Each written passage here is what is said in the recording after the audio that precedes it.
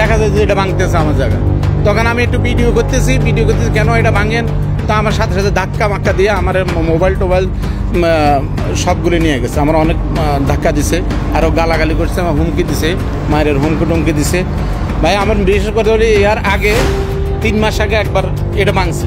ভাঙার পর আমি সিদ্দুর খান যে ওসি সাহেবের কাছে যে ওসি সাহেব আমার কোনো মামলায় নেয় না, মামলায় নিতেছে না। এ বলতেছে তুমি কোর্টে যা মামলা করো। সে কেন আমার মামলা নিল না? তখন যদি মামলা নিত আজ আমার দ্বিতীয়বার এটা ভাঙা হইতো না, এটি হয়েছে দালাল। এটা হচ্ছে যে এখনো দালাল রয়ে গেছে। সিদ্দুরগঞ্জ থানার ওসি যদি তখন অ্যাকশন নিত তাহলে কখন আমার দ্বিতীয়বার এটা ভাঙা হয় না। আজ আমি দাঁড়ে যাই, আমি প্রবাসী 20 বছর 25 বছর কষ্ট করে আমি একবার এটা জোড়াইলাম, বিল্ডিং টিল্ডিং করলাম, এর পর আবার ভাঙছে, আবার এখন করলাম, আবার ভাঙছে। আমার আইনের বৈধতা আছে, আমার কোর্টের মধ্যে মামলার রায় আছে, আমি বৈধ, আমার সব কিছু বৈধ।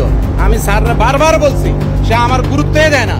এত টিনের দোকান দেয়, এতে আমার বারবার হয়রানি করতে যায়। আলামিন আফতাব, বিল্লাল হোসেন, জালকরি পশ্চিম পাড়া, এই সন্ত্রাসীগুলো সব কর্মকাণ্ড করতেছে।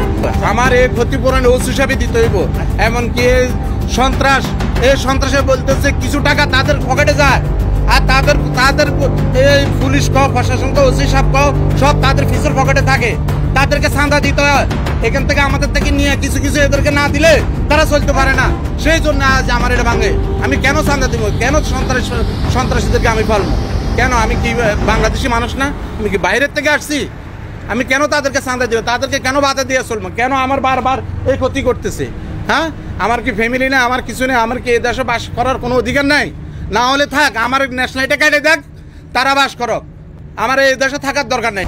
আজ এই মেন রোডের মধ্যে এত পুলিশ আর্মি থাকতে আমার এটা বারবার করতেছে, কোনো গুরুত্ব দিতেছে আইন শৃঙ্খলা না। আমি আপনার জালকুড়ির দিক দিয়ে আসতেছিলাম, শিউ মার্কেটে যাব, তো আমি দেখলাম একটা বেকু একটা গাড়ির উপরে আপনার এই দোকানটা চিল্লাচিল্লি করতেছে তারা, তো দোকানটা ভাঙিয়ে ফেলছে। তো আমি আবার দৌড় দিয়ে গাড়ি বেড়ে দৌড়ে আবার এই পাশে আসছি।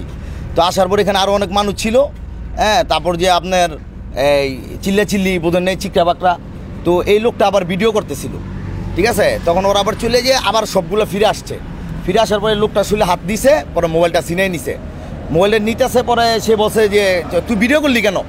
তো সে বলছে যে আমার প্রতিষ্ঠান ভাঙতো, আমি ভিডিও করবো না। পরে শুলে হাত মাত দিছে, ঠিক আছে, পরে মোবাইলটা ছিনিয়ে নিছে। তো আমি বলছি এই ভাই, এই ব্রাদার, এই ভাইয়েরা, এই মোবাইলটা দিয়ে দাও, তার মোবাইলটা দিয়ে দাও, ঠিক আছে। তারা বলতেছে হাই স্টেডিয়ামের দিকে আয়, ঠিক আছে। তো তারা ওইদিকে চলে গেছে ছিল। এখানে আপনার 20-30 জনের মতো ছিল একটা গ্রুপ, আর ওইখানে কিছু লোক ছিল, ঠিক আছে। ওখানেও 15-20 জনের মতো লোক ছিল।